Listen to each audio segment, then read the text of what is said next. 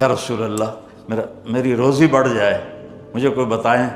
ایک تو یہ جو سوشل میڈیا پہ ہے نا وظیفے بتانے والے، اے لتران دے لائق ہیں، لتران دے، یہ نامراد ادھر لے جاتے ہیں جدھر نہ میرے نبی نے بتایا نہ میرے اللہ نے بتایا۔ میرے نبی نے کوئی لمبی تسبیح نہیں بتائی، 1000 واری اے پڑھتے، 1000 واری اے پڑھ، ہکٹنگ چاہتے پڑھ۔ یہ سب کم وقت مال کماؤ ہیں، یہ پیسے بنا رہے ہیں، ان کے پاس تم سے ہم سے زیادہ پیسے ہوتے ہیں۔ ایک وظیفہ اور بتاتا ہوں، جو یہ چاہے اس کی عمر لمبی ہو اور اس کا رزق زیادہ ہو۔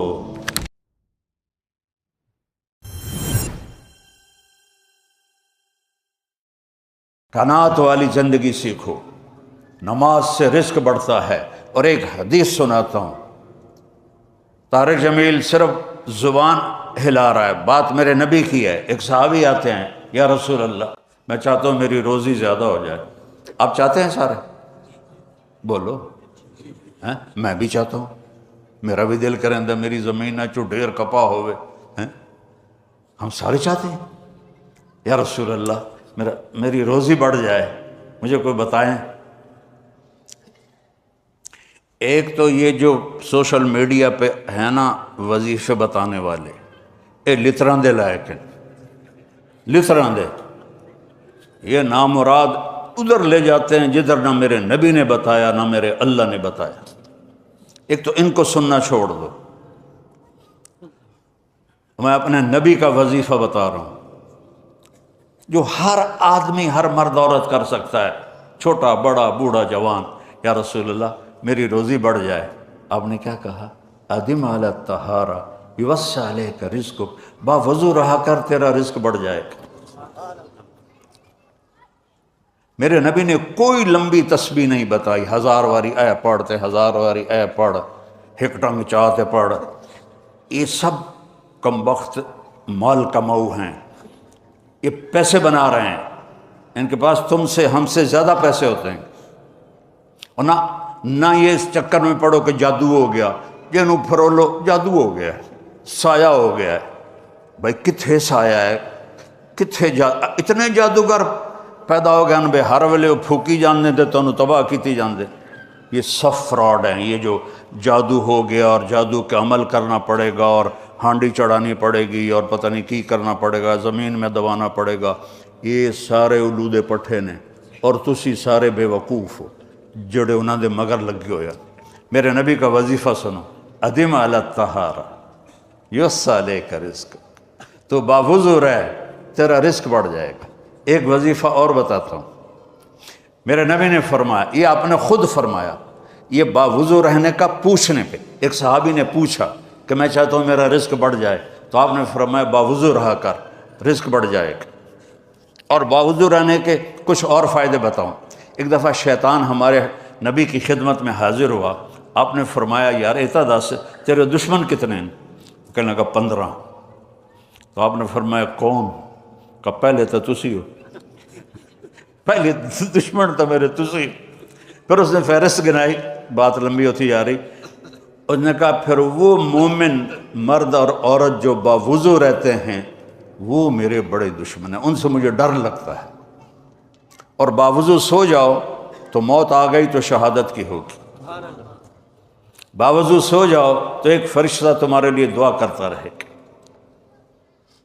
باوضو سو جاؤ شیطان ڈر کے پیچھے ہٹ جائے گا۔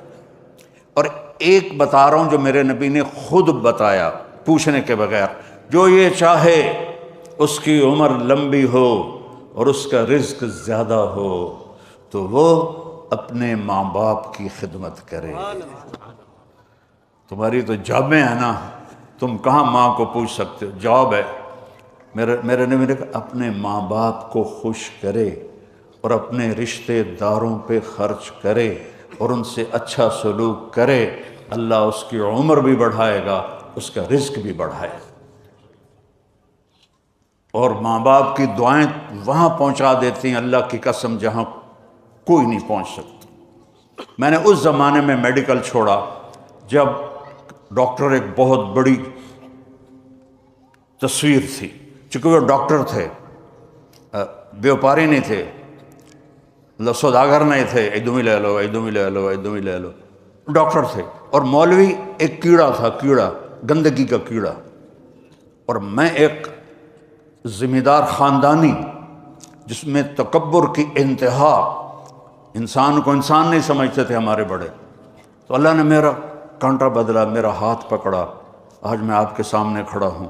یہ اس کی مہربانی ہے، اس کا کرم ہے، اس کا فضل ہے، اس کا احسان ہے۔ تو میں کالج لائف تک بہت روڈ تھا، نہ ماں کی پرواہ تھی نہ باپ کی پرواہ تھی، تو میرے ماں باپ کو مجھ سے بہت گلہ رہتا تھا۔ تو میں لاہور میں پڑھتا تھا، تو میں خط اس وقت لکھتا تھا جب پیسے مک جاندے ہیں۔ تو ایک دفعہ میرے باپ نے مجھے خط لکھا، بیٹا جب پیسے ختم ہوتے ہیں تو خط لکھتے ہو، کبھی ایویں بھی خط لکھ دیتا کر بھائی تیرا کی حال ہے۔ پتہ ہی نہیں تھا ماں کسے کہتے ہیں، باپ کسے کہتے ہیں۔ تو نبی کی زندگی پڑھی تو پتہ چلا، آپ اندازہ لگائیں۔ بیٹا بہ جا بہ جا۔ میرے نبی نے فرمایا، یہ عورتیں بھی بیٹھی ہیں، کاش میری ماں ہوتی زندہ اور میں عشاء کی نماز کی نیت باندھ کے فرض نماز مسجد کی مصلی پر پیچھے نمازی ہوتے اور میں سورۃ فاتحہ شروع کر چکا ہوتا، الحمدللہ رب العالمین، اور ادھر میرے گھر سے میری ماں کہتی محمد، تو میں نماز توڑ کے کہتا جی اماں جان میں آیا، جی اماں جان میں آیا۔ یہ ماں کا مرتبہ بتایا۔ یہاں تو صرف پونڈ کو دنیا جانتی ہے۔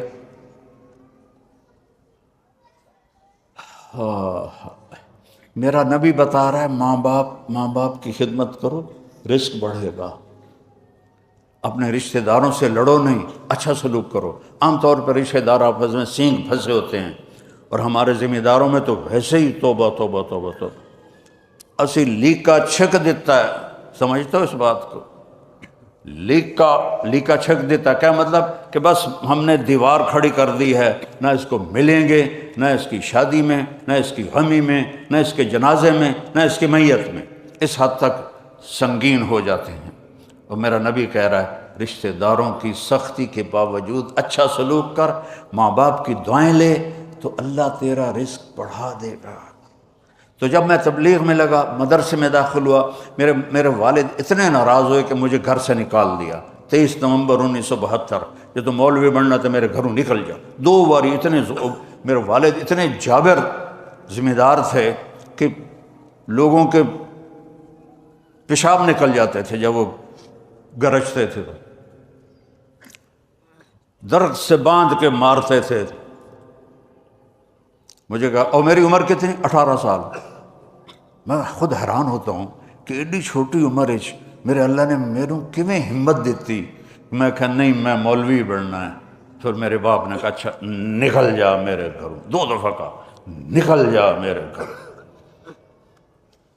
پھر جب اللہ نے میری زندگی پلٹی اور میں چھٹی میں آتا اور میں اپنے باپ کی خدمت کرتا، تیل لگاتا، پاؤں دباتا۔ نوکر ہوتے تھے، نوکرانوں تو خوب نہیں نا، انہیں تو انجن کرنا ہوں۔ تو وہ ایک ہمارے بزرگ لیٹے ہوئے تھے، ان کو لوگ دبا رہے تھے، تو کسی نے پوچھا حضرت کیا حال ہے؟ کہا جی بس میں صبر کا ثواب لے رہا ہوں اور یہ تھکن کا ثواب لے رہے ہیں۔ تو میں اپنے باپ کو بڑے دل سے دباتا، تو مجھے میرے باپ کی دعا لگی۔ وہ کہتے پتر میریاں اکھیاں تا نہیں ویکھنا، پتر میریاں اکھیاں تا نہیں ویکھنا، پر تو ویکھی ایک دن اللہ تینوں بڑی عزت دے سی۔ یہ میرے باپ کی دعا مجھے